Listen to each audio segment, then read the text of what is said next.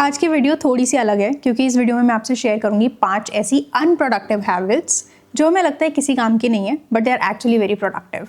और लास्ट तक जरूर देखना क्योंकि जो लास्ट वाली हैबिट है ना वो काफी शॉकिंग है। Hi, my name is Mansi and I make content on self development और आपके चैलेंजेस और पेन पॉइंट्स को समझ के मैं ऐसे actionable tips and tricks share करती हूँ so that you actually become a better version of yourself. So if that's something you'd like, please subscribe to my YouTube channel and let's get started. Number 1 is afternoon naps. अब मैं आपको ये नहीं बोल रही कि आप 3-4 घंटे सो जाओ, बट एक जो 20 मिनट्स की पावर नैप होती है ना, इट इज साइंटिफिकली प्रूवन कि अगर वो आप ले लेते हो तो आप उठने के बाद ज़्यादा प्रोडक्टिव रहोगे। और इसमें एक हैक भी है, अगर आप एस्प्रेसो शॉट ले लेते हो सोने से पहले और फिर उठते हो तो आप एकदम लेजर फोकस्ड रहोगे और आपको आफ्टरनून स्लम्प भी नहीं आएगा। Habit number 2 is doing less. अब ये एक मिसकॉन्सेप्शन है कि अगर हम कम काम कर रहे हैं तो हम आलसी हैं, कामचोर हैं, और हम ज़्यादा काम कर रहे हैं, अच्छे से काम कर रहे हैं तो हम राइट डायरेक्शन पे है।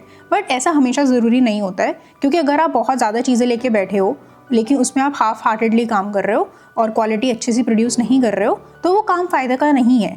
इससे अच्छा आप 2-3 प्रोजेक्ट्स लेके चलो, उन पे आप अपना 100% दो तो आप बेटर कुछ अचीव कर भी पाओगे। इसमें मैं आपको एक सब टिप देना चाहूँगी which is actually life changing for me. Start applying Pareto's principle of 80-20.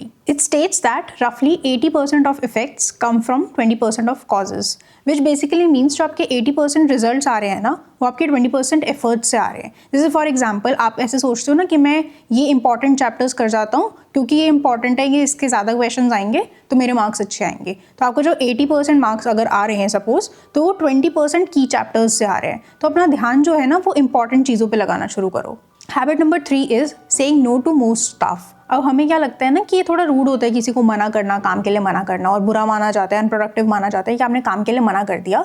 But बहुत इंपॉर्टेंट है ये इवैल्यूएट करना कि कौन सा काम आपकी ग्रोथ के लिए इंपॉर्टेंट है, कौन सा काम आपके लिए टाइम वेस्ट है। जब भी आप अपने टाइम को एक ट्रेजर की तरह गार्ड करोगे तभी आप ज़्यादा प्रोडक्टिव रह पाओगे। Habit number 4 is declining your own ideas. हमारा जो ब्रेन है ना वो दिन में हज़ारों थॉट्स एंड आइडियाज़ जनरेट करता है और हमें लगता है हमें उन सारे आइडियाज़ पे कुछ ना कुछ एक्शन लेना पड़ेगा इससे पहले कोई और कर दे।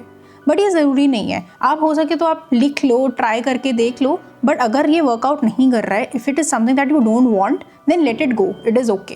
हैबिट नंबर 5 एंड सबसे interesting habit is doodling during meetings. हम सब ने कभी ना कभी लेक्चर्स में या मीटिंग्स में लास्ट पेज पे डूडलिंग करी होगी, कुछ रैंडम बना रहे हैं और सरफेस लेवल पे लगता है कि ये डिस्ट्रैक्शन है, हम बोर हो रहे हैं इसलिए हम बना रहे हैं। बट एक्चुअली ये प्रूवन है कि डूडलर्स की मेमोरी जो है नॉन डूडलर्स से 29% ज़्यादा शार्प रहती है। बट ऐसा क्यों होता है, क्यों मेमोरी ज़्यादा शार्प रहती है? ये होता है डुअल कोडिंग की वजह से। अगर इसको ईजी लैंग्वेज में समझे तो इसका मतलब है कि जब आप कुछ सुन रहे हो, कोई लेक्चर सुन रहे हो या मीटिंग सुन रहे हो, तो आपके ब्रेन में एक ऑडियो इनपुट हो रहा है और साथ साथ अगर आप कुछ ड्रॉ कर रहे हो, डूडलिंग कर रहे हो, तो एक विजुअल इनपुट भी हो रहा है। तो आपका जो विजुअल कॉर्टेक्स है ब्रेन का वो दोनों को मर्ज कर देता है, जिसकी वजह से ज़्यादा देर तक रिटेन रह पाता है और वो आप चीज़ ज़्यादा देर तक याद रख पाते हो। So that's it for the video. If you like the video don't forget to hit the subscribe button. और नेक्स्ट टाइम अगर आपको कोई बोले कि सो मत काम कर तो आप उनको ये वीडियो ज़रूर भेज देना and I will see you next time. Bye.